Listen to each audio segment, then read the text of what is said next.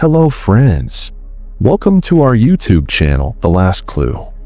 I hope you're all doing well and that your families are safe and taking care of each other. In today's world, where technology is more powerful than ever, we see countries like America solving decades-old cases, some even 30, 40, or 50 years old, that once seemed impossible to crack. Why? It's a weapon of DNA, a weapon of fingerprints and other things. Today, if even a drop of blood is found at a crime scene, the case is solved. In this age, when no one can escape technology and cameras, what would you say about a case where a murderer doesn't just kill once but 4 times? After committing the murders, he deliberately leaves evidence all over the crime scene, his fingerprints, his blood, everything, as if saying, "Here, take this, collect my prints, take my blood, match my DNA. If this isn't enough, take my clothes, take my cap, take my sweater. I'm walking away myself.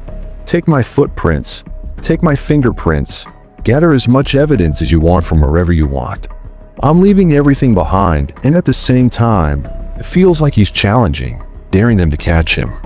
In today's world, where a murderer willingly leaves every trace of evidence and says, "Catch me," yet 25 years have passed and he remains free, what would you say to that?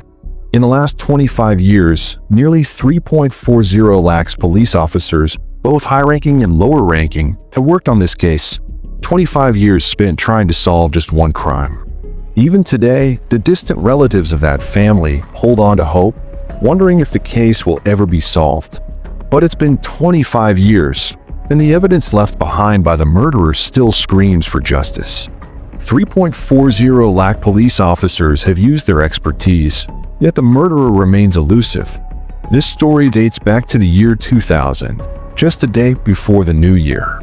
On the morning of December 31st, in Tokyo, the capital of Japan, lived a family whose head was Mikio Miyazawa. Mikio Miyazawa worked at a marketing company, earning a stable income. In 2000, he was 44 years old and lived with his wife Yasuko, who was 41. They had 2 children, a 7-year-old daughter, Nina, and a 5-year-old son, Ray. The family of 4 lived in a quiet neighborhood called Setagaya, a little away from Tokyo. On the morning of December 31st, the last day of the year, they had made many plans to celebrate the arrival of the new year. It was around 9 or 10 in the morning, but none of the family members had called their relatives, as they were expected to meet at several gatherings. Yasuko's mother kept trying to reach her, but there was no response. Finding it unusual, especially since everyone was supposed to be home that day, she continued calling, but still, no one answered.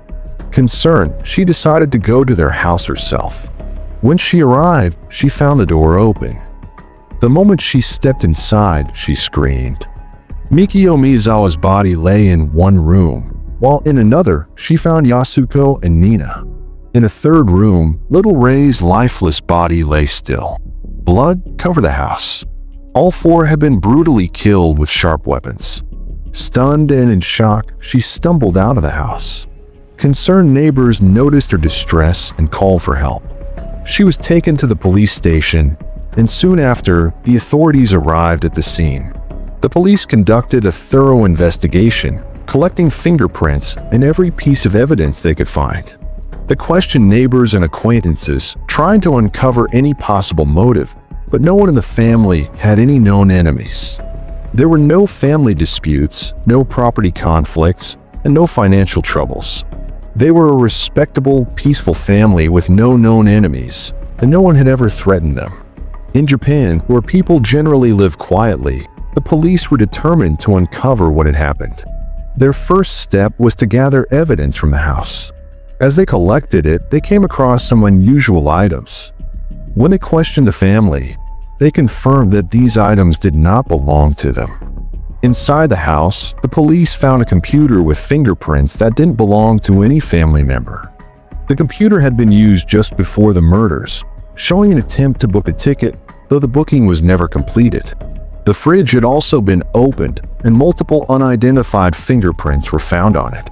Among the many fingerprints, one remained unidentified. Inside the fridge, an ice cream box had been taken out, and the same unknown fingerprint was found on it. When compared to the family's prints, it didn't match anyone. Near the sofa, the police discovered a set of clothes, unusually tight-fitting, making it clear that no one from the family had worn them. Relatives confirmed this. Among the items left behind were a sweater, a cap, and a fanny pack. The sweater was made of corduroy, a fabric not commonly worn in Japan. The cap was ordinary, but its presence still raised questions. When investigators analyzed the fingerprints on the ice cream box, it became clear that the killer had eaten from it. Fingerprints were found in every room, and as the police examined them, they came to a chilling realization. The murderer had spent a calm and unhurried time inside the house. When the police spoke to the neighbors, they learned that on the night of December 30th, the family typically went to bed around 10 o'clock, with the house lights turned off. When Yasuko's mother discovered the crime and called police, investigators concluded that someone had entered during the night and systematically killed each family member. But with 4 people in the house, the question remained, how had the murderer managed to eliminate them all without anyone escaping or raising an alarm? The police split into 2 teams to determine who had done the most work inside the house. Aside from the unidentified fingerprint, they searched for DNA samples or any other clues.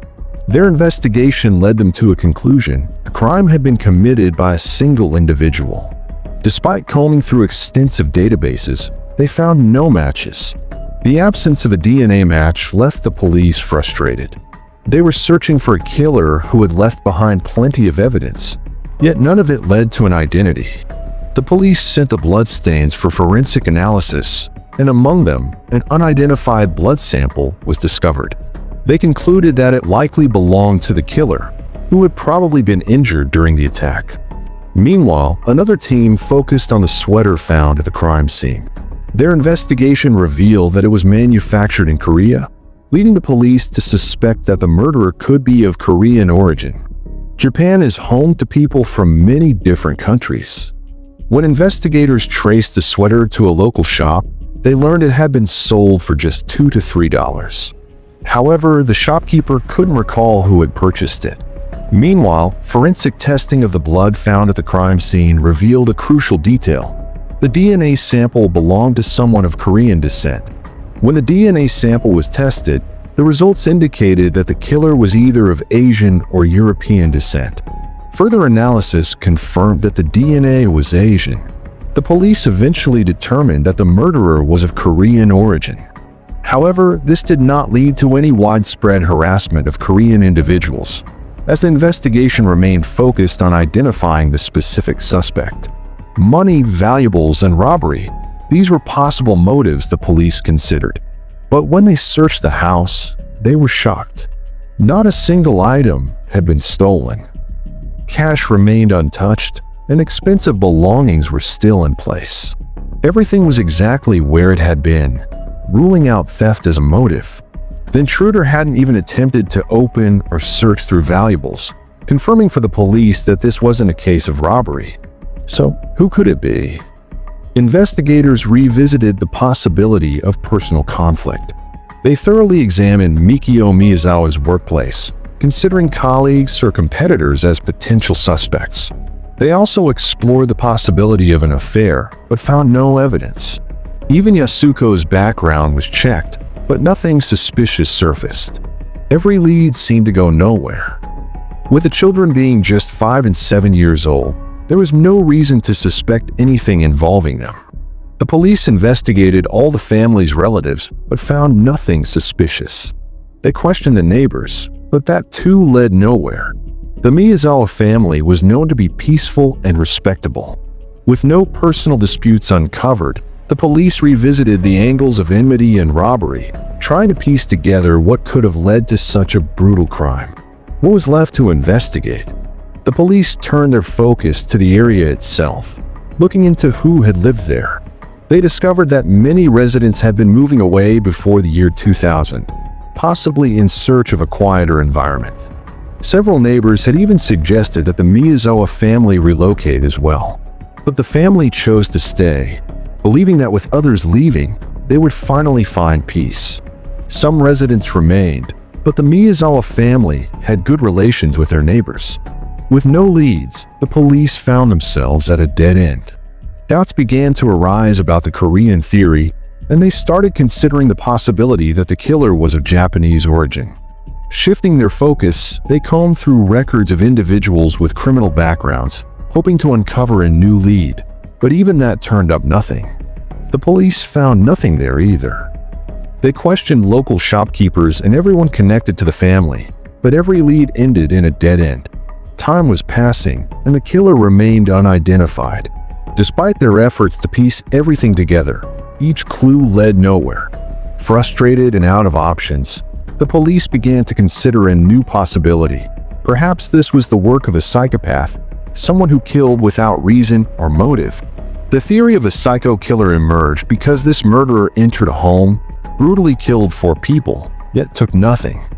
There was no sign of personal enmity, no robbery, just sheer violence.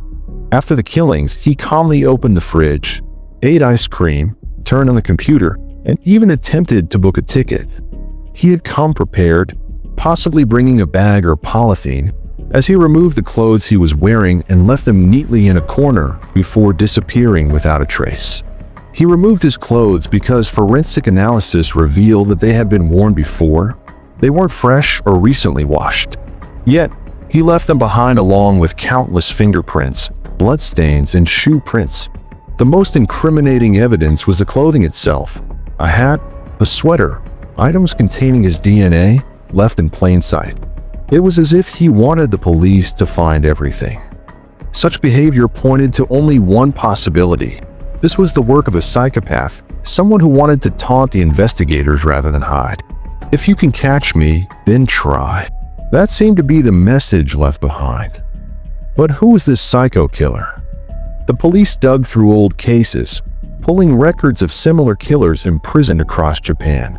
They interviewed many of them, asking if they knew of anyone with such a fearless nature, someone who enjoyed challenging the police. Yet, no useful information surfaced.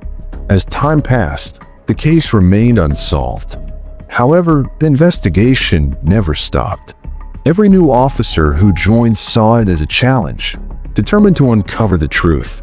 Every year, as December 31st approaches, Japanese media revisits this haunting case. It's been 10 years, now 15 and now 20, they report, yet the killer remains unidentified. Now with 24 years gone and another December 31st arriving, the case resurfaces once again, a chilling reminder of a mystery that still has no answers. A report revealed that between December 21st and December 31st, 2024, a total of 3.40 lakhs police officers, both senior and junior, had worked on this case. Multiple teams were formed, millions of dollars were spent, and investigators traveled far and wide in pursuit of answers. Despite years of relentless effort, the mystery remained unsolved. Yet, despite all the efforts, not a single clue about the killer has been found. Who is he? Is he Japanese or Korean? Is he of Asian or European descent? Where did he come from? Why did he commit these murders? Was it personal enmity or something else entirely? No one has answers to these questions. A husband and wife, their young children, just 4 and 6 years old, were brutally killed, and even after all these years, the mystery remains unsolved. But the family still holds on to hope, believing that one day, justice will be served. The police have repeatedly announced rewards for anyone with information, but all the offers and efforts stand on one side, while the brutal truth remains on the other. 4 people were murdered 25 years ago. This case remains one of the most mysterious and unsolved crimes in Japan's history. Despite over 3.40 lakhs police officers working on it, the identity of the killer is still unknown. Yet the case remains unsolved. Who knows? Maybe one day the truth will finally come to light. But with 25 years gone, how old would the killer be now? If he was in his early 20s or 30s back then, he would be around 50 to 55 years old today. And if he was closer to 45 at the time, he would now be nearly 70. Time has passed, but the mystery still lingers. If he was 50 years old back then, he would be around 75 today. And if he was even older, There's no telling whether he's still alive. The mystery remains, but I hope that one day this case will be solved. And when the truth is finally uncovered, I will bring it to you. With that hope, today's story comes to an end. We'll meet again with another story. Until then, take care of yourself and your loved ones. Friends, if you like this story, then subscribe to our channel for more great stories. Thank you for watching the video.